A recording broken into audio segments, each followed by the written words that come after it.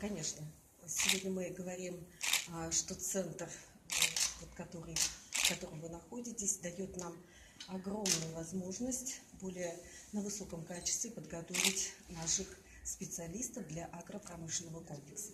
Центр не только для обучения наших студентов, которые обучаются на дневном и заочном отделении, но он еще несет достаточно весомый вклад в переподготовку рабочих и специалистов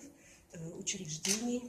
предприятий сельскохозяйственной отрасли и, конечно, для начинающих крестьянско-фермерских хозяйств. Сегодня вот за этот небольшой промежуток времени из центра подготовлено 48 человек, которые с сознанием нового, наверное, передового, современной сельхозтехники имеют возможность или даже представление, какую технику сегодня необходимо им закупить для того, чтобы она работала именно на той почве, которая есть у нас на земельных участках Республики Коми.